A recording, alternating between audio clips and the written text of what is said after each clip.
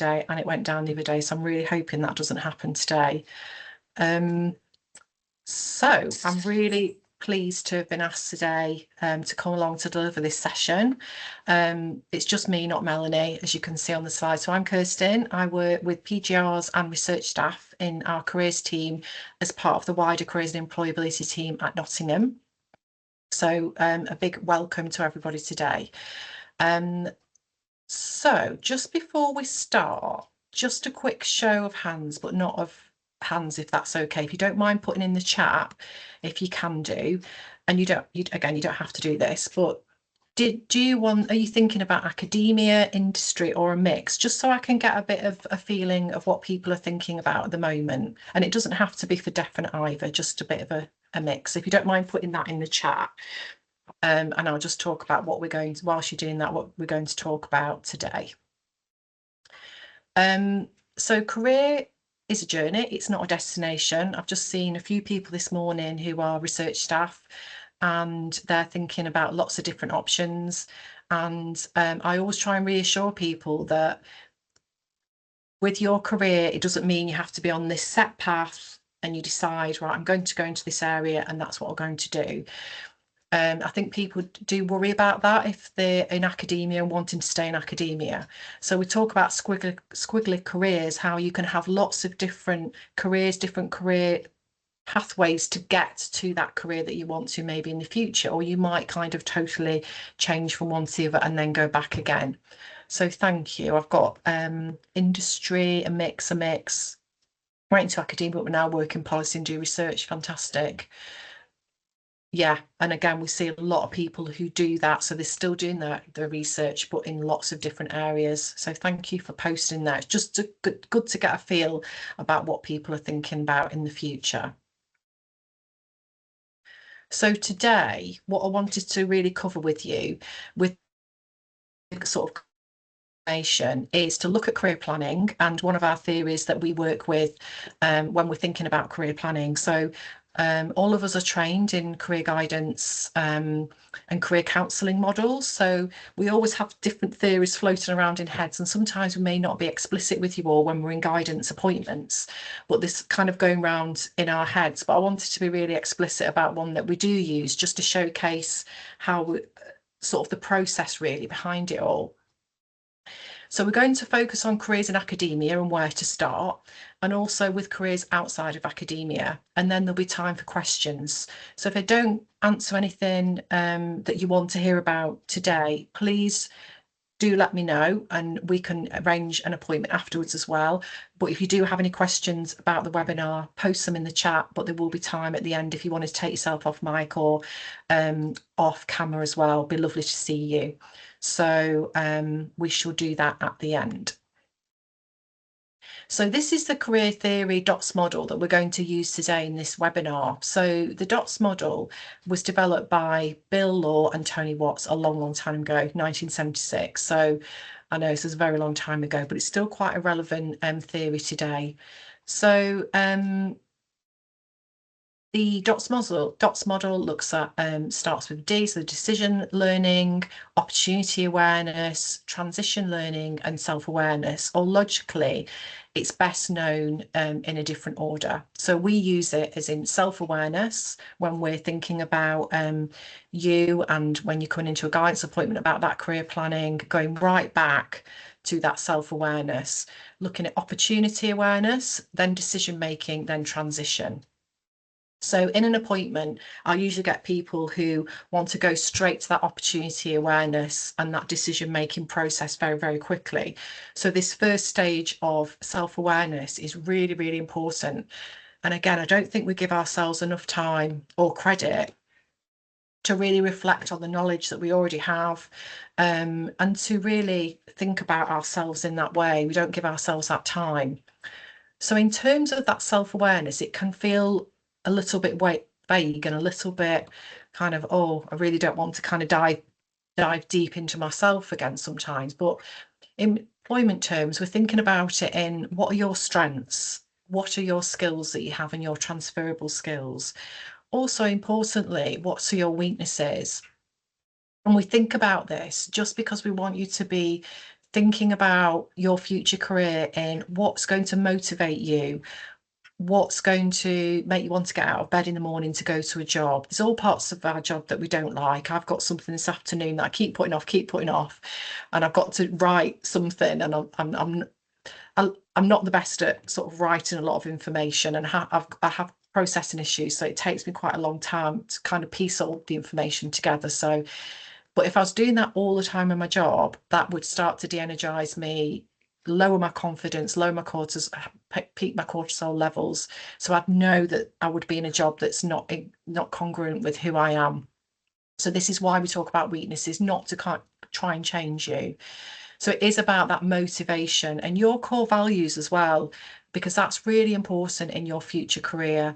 And again, everybody's different. Everybody's values are very, very different. So again, for example, somebody I saw this morning wanted to manage their work-life balance, their family balance. They didn't want to be traveling as much anymore. They were becoming very burnt out. So again, somebody else might want to travel, might be going for a certain job, so that's not going to be an issue. So there's no right or wrong. It's about what's going to work for you and work for you in your life as well. So it's try not to compare yourself, because I think that can get really tricky then, and beating yourself up. So I really don't want you to kind of do that in the future. Try not to do that. I know we're our own worst enemies. I know I am. So I know some of you aren't from Nottingham. We've got some Nottingham specific resources, but you can access these. The only ones that you can't access are the ones that are behind the Moodle pages.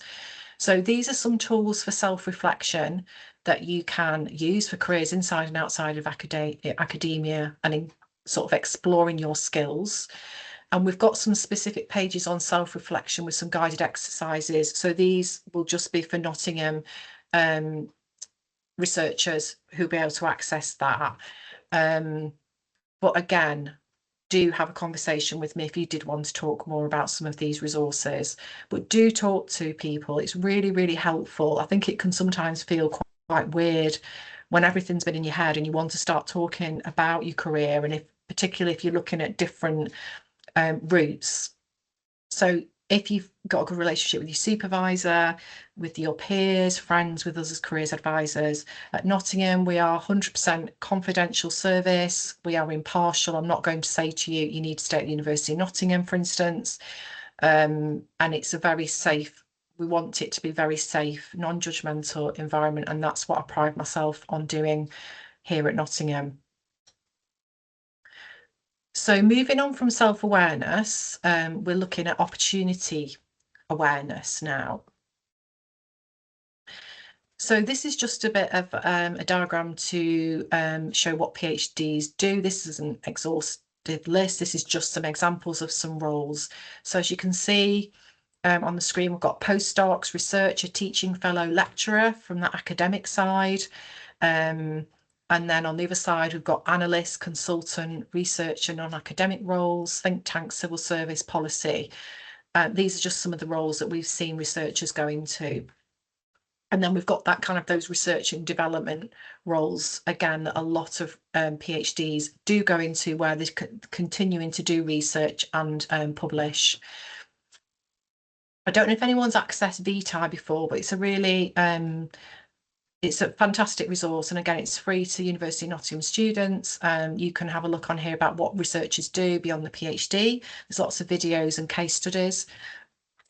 Excuse me. On our PhD website, which I'll put a link to at the end, and you don't have to be a Nottingham student to access all this information. We do have some case studies and videos of researchers who've stayed in academia, but also who've moved outside of academia, and talking about how they transitioned and what they did. So we've got some really interesting case studies for you to have a look at if you'd like to do that. So I just wanted to focus firstly on the academic careers, because I know there's quite a few of you as well who've said you are thinking about that mix. So as you know, paths start from PhD to research, to teaching fellow, to lecturer, to professor.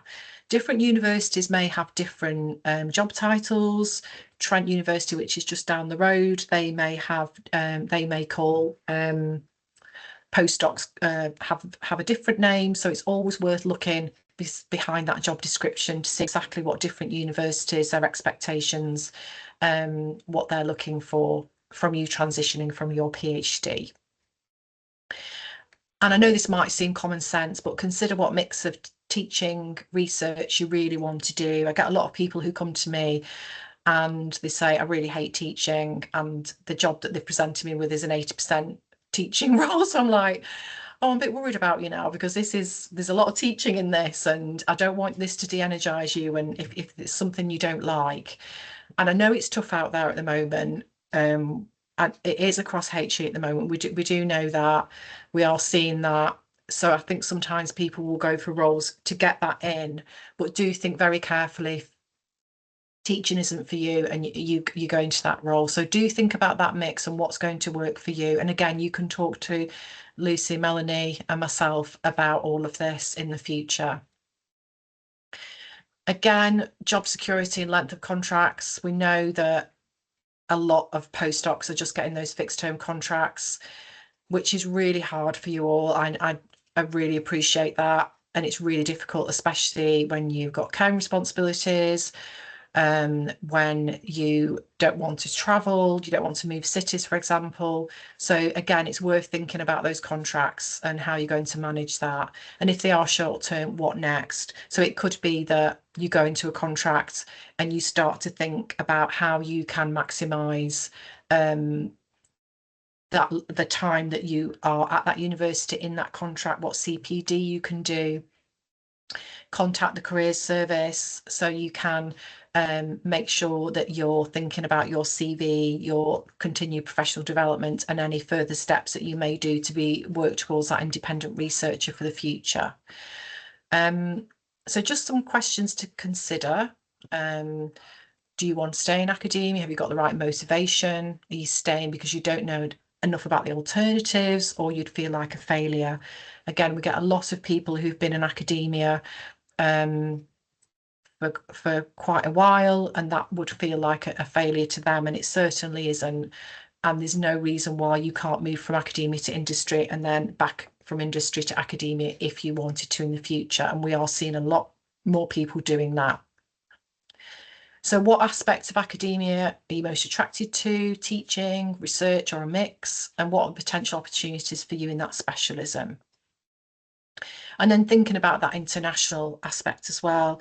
I've been working with quite a few people recently who've gone to Australia, Canada, and Tasmania, applied to Tasmania University. So again, I know that's not for everybody, but do come and speak to us. And we do have a website where you can kind of look at global opportunities, and you can look at what's required of you, say, for instance, with visas and other things. So we can help you with that kind of information.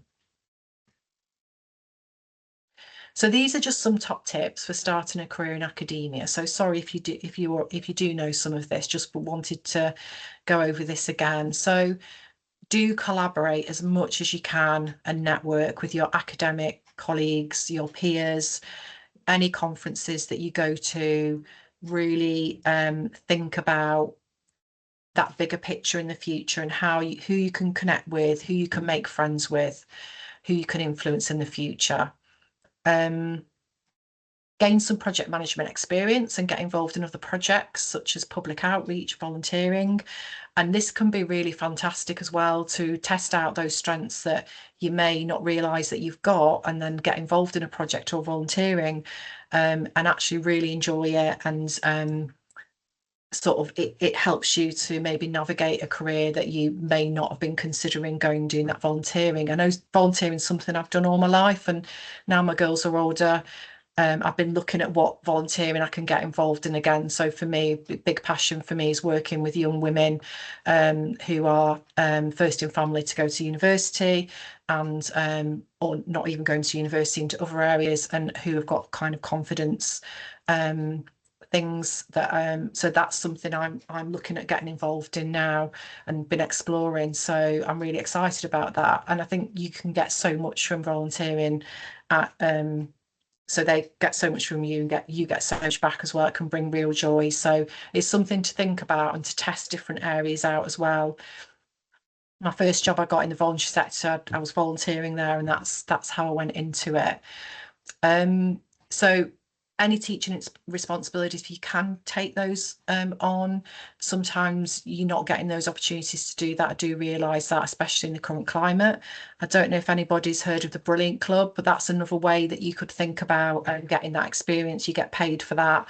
You're working with some fantastic secondary school young adults and focusing on your PhD research with them. So it's really fantastic. Try and increase your involvement in funding, budgeting issues with quality assessment procedures. So just because you're trying to work towards being that independent researcher in the future, if you can get your mind into that funding and budgeting very early on, it does really help when you're then going for those grants, because they don't make it easy. Lucy and I went for a Wellcome Trust grant, which we got, and it was really, really incredibly hard. So, and we had a lot of support with that. So the sooner you can kind of get in that mindset around the funding and the budgeting, it does really help, and you can showcase that on your CV to that future employer. And then take any steps to better understand the broader issues affecting higher education. I don't know if anybody's heard of Wonk HE, something I sign up to. I can send a link for it, which is great because you get weekly updates about what's happening politically across the whole sector. So it just gives you that information and areas to think about for the future.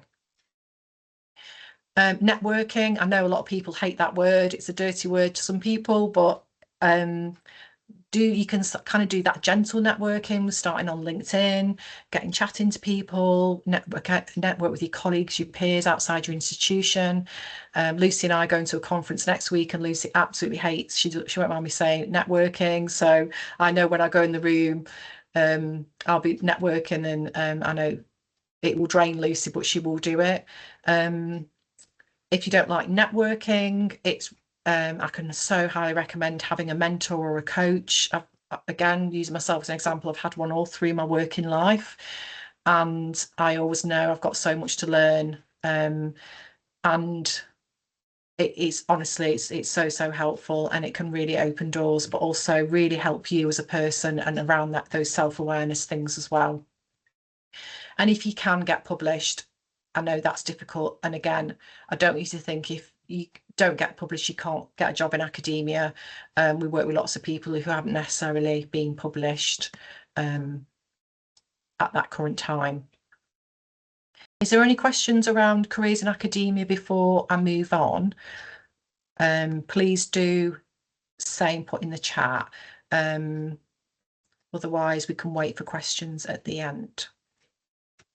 So I'm going to move on to careers outside of academia and just some sectors and areas to consider. So again, this isn't an exhaustive list. This is just some areas that we've worked with people that they've gone into. So as you can see, we've got charity sector, lots of different areas in the charity sector as well. So it could be in the funding or as project management, or it could be actually on the ground, managing the projects, being involved in that level as well. So there's lots of different, that's a good thing with the charity sector, there's lots of different areas that you can get involved in and try out as well.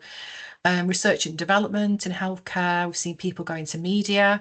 She was actually a scientist but had been doing a lot of radio and TV stuff at Nottingham, and then decided she wanted to go into media and managed to get in there. Thank you, Malia. I'll answer that one in a moment about the mentor situation. Thank you. That's a really good question. So we've got people who have gone into technology, data. We do see a lot of potentially scientists who go into those technology and data roles. Teaching, seen a lot of people going to civil service in either in direct access roles or through the civil service fast stream. A lot of them then get picked up through the fast stream with think tanks and other government kind of policy ministers. Got mental health and law on there. But as I said, we do have a lot of case studies on our website, which you'll be able to have a look at as well. So with careers outside of academia, be really clear about what you have to offer an employer. And I think this is where a lot of people struggle. So do come to us, because to us, thinking about your skills and your strengths all the time, because we're doing it day in, day out. But when you're not, it can be really hard, especially when you've been doing your PhD for quite a few years. Um, so again, if you want to think about those transferable skills that you've got from being a researcher, which you have got many, do come and speak to us if you're feeling really stuck there. Because you want to be very, very explicit with that employer about why they should recruit you, what you're going to bring to them, and you have so much that you can offer them as well. If you can develop your awareness of the business and commercial aspects of the sector, so kind of look at any contemporary issues that are happening in that sector at the moment, and just again be very clear and explicit about how your research skills and knowledge fit into their company. So you're making it really, really, really easy for them. I usually organise a research and networking brunch, but I wasn't able to do it last year with everything that was happening with phase one. And unfortunately, we lost all our business team with phase one. So I'm waiting to get a business engagement manager to work with, and then I will put on more employer events where I'll do a fair. Because again, this is where you can then chat to people, you know that they're going to want to recruit you. However, we are going to look at getting some more employers to come and do webinars. So please do keep an eye on our website. So at least you can kind of get that commercial aspects and ask them questions in the future. So do look for those opportunities. And again, if you can gently start to do that, as using LinkedIn as an example, again, it's a really nice way of gently sort of following companies that you're interested in, looking to see any alumni who are there already, just sort of test the reality of that sector you're looking at before you make those applications. Can you go and visit somebody in their workplace? We do have quite a lot of people who go and do sort of a bit shadowing for an hour, especially if you can identify any alumni that are already there. If you are interested in particular companies, do come and speak to Lucy and Mel and I. We do have a spreadsheet where we do keep a record of alumni and where they've gone to. So if we do know somebody who's at a particular organisation, we can try and kind of connect you with them. And then try and build that network of useful contacts who will enable you to explore options in more detail. And again, if you're having problems with that, do come and talk to us about that as well. And then, as I've said, with that LinkedIn, use social media to raise your profile. I know I've seen a lot of jobs. I'm not on social media in my personal life. I made myself go on LinkedIn a couple of years ago because I don't like social media. So Lucy made me do it on the train to a conference a couple of years ago. But I actually really like LinkedIn now. I've only just gone on Instagram recently because see my daughter's photography work, but I've become obsessed. So I know it be careful. But on Instagram, I am seeing, especially in the arts, lots of jobs being advertised on there again. So it is worth keeping your eye on different social media channels, which you'll be a lot more au fait with than I am. So again, there's lots of different options that you can think about and what's going to work for you, depending on your PhD, the area that you're in, and the different networks that you can tap into in the future. So we've got some events and resources again, so you can have a look at these after today. We do Nottingham specific events. We do spotlight on with industry events. We do, Lucy and I do them, but we do them that you can attend through the undergraduate events, which are open to everybody. It just feels like it's for them. It's not. So you can have a look at those as well. Recruitment and careers fairs, again, hopefully I'll be doing a specific one for you as researchers in the future, but you can attend all the other careers fairs and employer presentations. Some organisations do hold their own events. So again, it's worth looking out for those. So Smart Thinking is quite a good one to have a look at. And they run events on think tanks if that's something you're interested in. That's just an example for you to think about. And again, those LinkedIn and networking opportunities are really great to have. So I know I've thrown a lot of information at you there. So just take a few minutes to write down, if you want to, any tasks that you could achieve, or find out any more information about yourself to think about the sector, and just set yourself a bit of a deadline so you know you've got that. Put it in your diary to think, this is what I want to try and look at, work on by next week or in the next 2 weeks. So I'll just give you a couple of minutes. I'll turn myself off.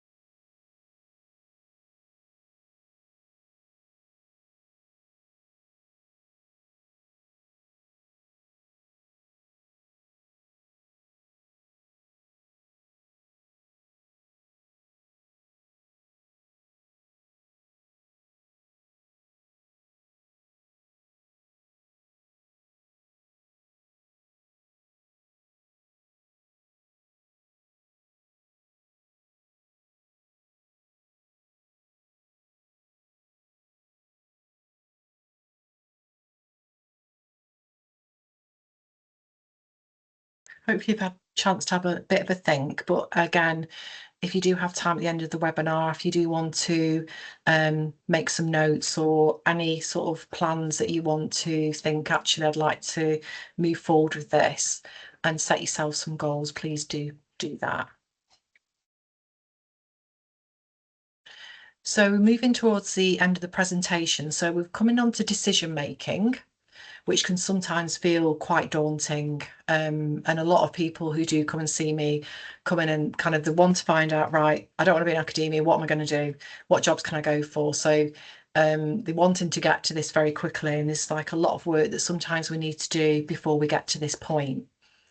So it's time to make some decisions once you've done that thinking time. So you don't have to just pick one route, and you don't have to stick with that route either. As I said about those squiggly careers where people can take a very different route to get to where they want to be. And sometimes things can really change, and you can learn a lot about yourself along the way and realize actually you want to go in a completely different direction. And as I said before, some people do switch from academia to industry and vice versa. I know I've worked with people who've been out in industry, come back, and they've got a lot of knowledge and sort of experience then to bring to their students, particularly if they're doing teaching. I know the students get a lot from that. So do think about your strengths and your skills, but what also motivates you in life and your personal life as well, because it's a thinking about not just you as that work person, it's that work-life balance and what's going to work for you in the future. And then you can take time to think about those different areas. But again, that's why we're here to help with that, because I know it can be quite daunting to do that. So top tips for that decision making process. So find people to talk about options. It might just seem common sense, but I know a lot of people may be having all these different thoughts and feelings, and just keeping it in your own head can sometimes feel very, very overwhelming and quite anxiety provoking. So even just talking about it and talking through ideas is really, really helpful when you're making those decisions. So again, your peers, supervisors, friends, family, us. Just keep talking. It's just so important. Try out a few things just to expand that experience, research or otherwise. So look at a placement or volunteering. We do a placement scheme here at Nottingham. It is on hold at the moment, but somebody is in place again, and they'll be starting in February. So if you did want more information about that placement scheme, you do get paid whilst you're a PhD to do that, and it fits around your PhD as well. If you think you might have found an area of interest, get a mentor. And I'm going to come back to that question, Malia, about getting a mentor in a moment. And don't worry about finding you dislike something after that experience. That's so helpful. I know I've been the same, where I've tried things and thought, oh, I'm going to really enjoy this, and it just really wasn't for me. And it's just accepting who you are and being really honest with yourself. And again, not thinking I should be like this, I should be able to do this, this person's doing this. It's just really trying to be super kind to yourself and how you would treat a friend in your life. It's trying to treat yourself in that way. And I know that's really hard sometimes. That's why it's really good to keep talking. So how to pitch yourself, networking made simple, when I know sometimes it can not be simple. So don't panic. We know, as I said before, that networking can be a very daunting experience, and LinkedIn is a great way to start your network and start those gentle conversations. So any conferences you attend, think about who you want to speak to. So if it does feel quite daunting, look at the delegate list, have a bit of an action plan and think, okay, these people are really interested in my area. I'd really like to talk to them. Or they may be in a completely different area, but you'd really like to work with them. So again, slowly start those conversations. If you're on LinkedIn, you can use your phone. You can get QR code on your phone so you can connect. So if you're like me, you forget names very quickly and you don't have a pen on you, so you can just connect with them instantly at that conference. And then thinking about you and your experience and how you want to get yourself across when you're at a conference or another event, is thinking about that elevator pitch. So elevator pitch is where you've just got a minute, 2 minutes, you're stuck in an elevator, potentially the CEO of the company. How would you want to get yourself across?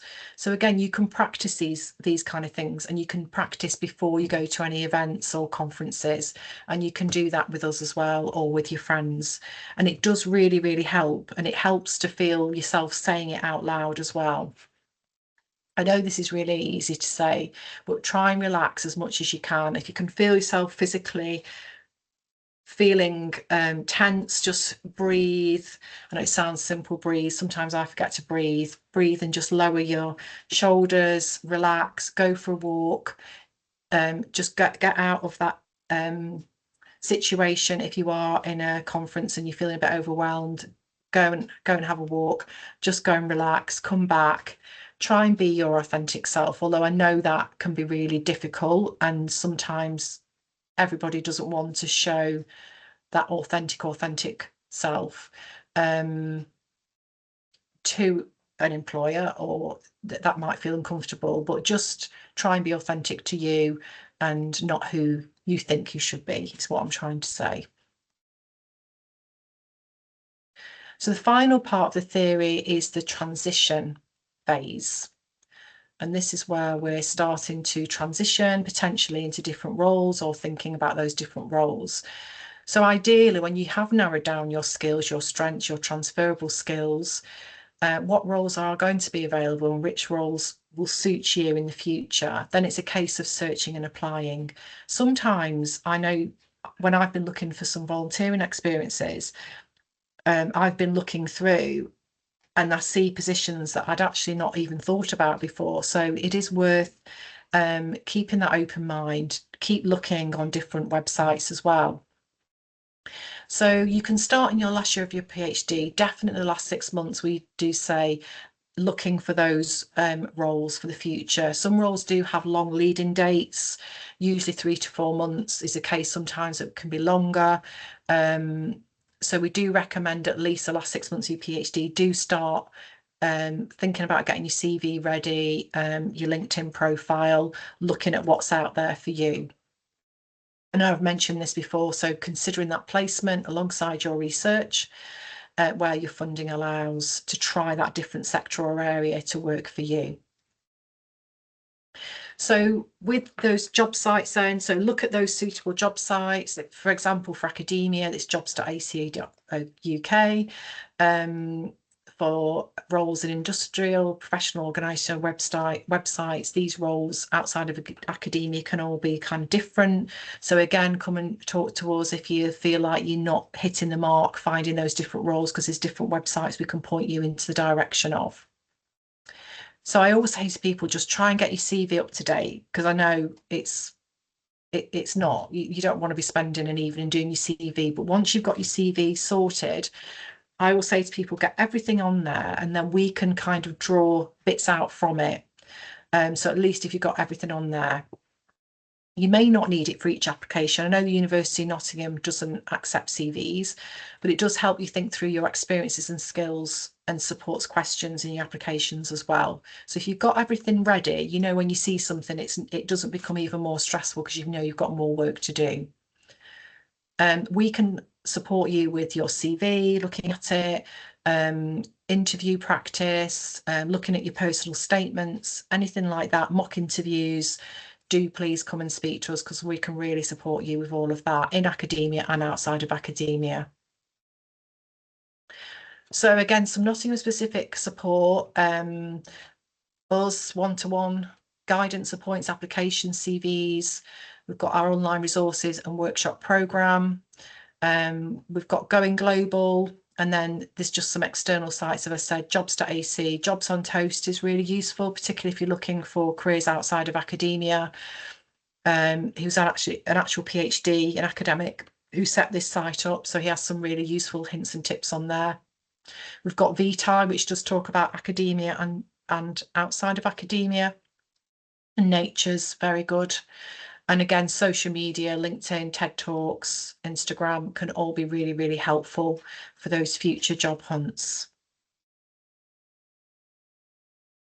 So just in summary, really just start to think about your skills and your strengths. I think that's just the first starting point before you, if you're thinking about an area that you thought about not going into, just really start to think about you and who you are, what you've got, and what you've gained through your PhD, because you've gained so much. And I think people do forget how much they are gaining from the PhD, especially when you're very busy, you've got your head in your PhD. It's good to kind of journal a little bit and write these things down. Do keep a log of any experiences, update your CV when you've done these things as well. We can support you with your career thinking, your transferable skills you're using as a PhD, and how these translate onto your application forms.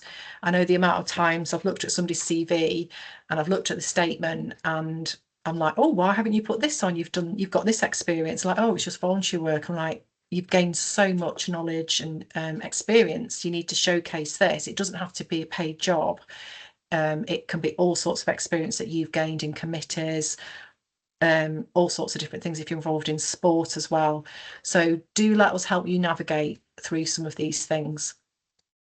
Do keep a lookout for any future events and workshops that we're doing. You're more than welcome to attend those. And do remember, it's a journey, it's not a one-off destination. And again, our lives change as well throughout through our life.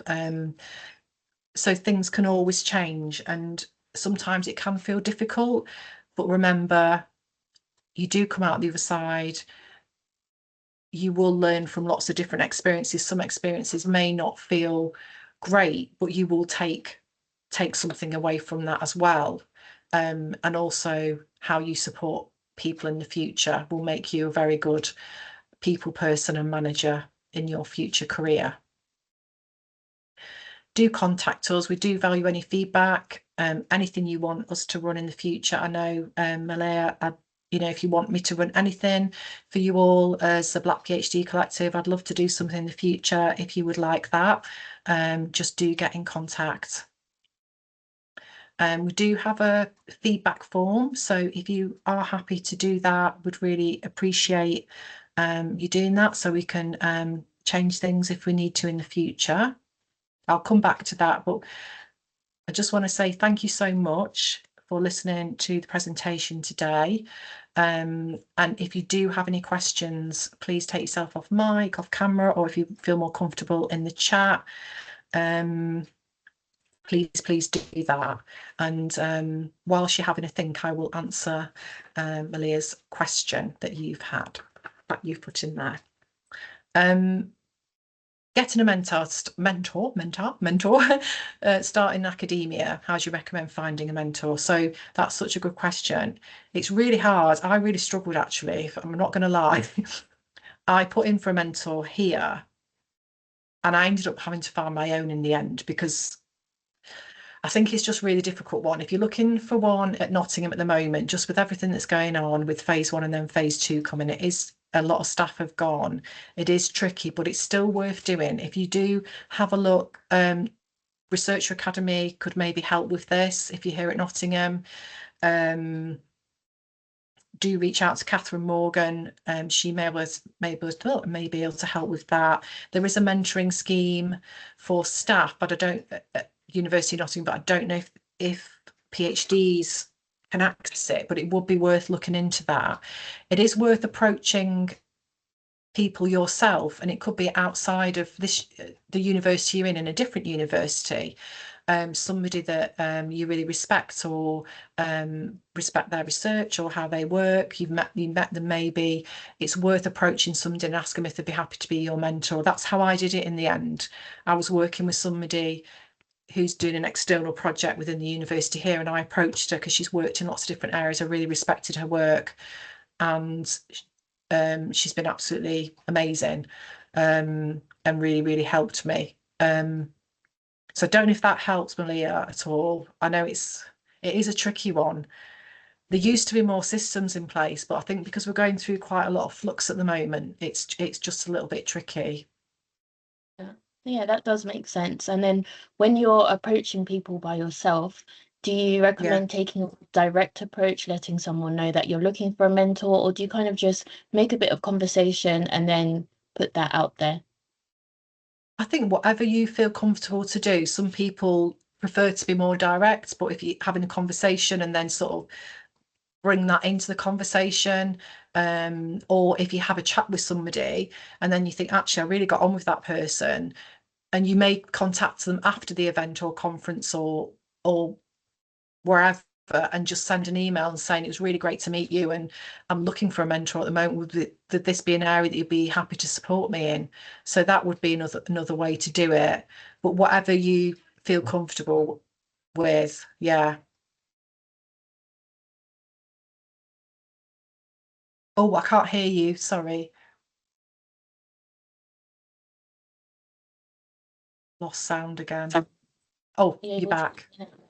Okay, yeah, fabulous. Back. Yeah. I'll stop recording. So if anyone does want to ask any questions, please feel free to put it in the chat, come off mic, raise your hand, whatever makes you feel most comfortable. Thank you. So the recording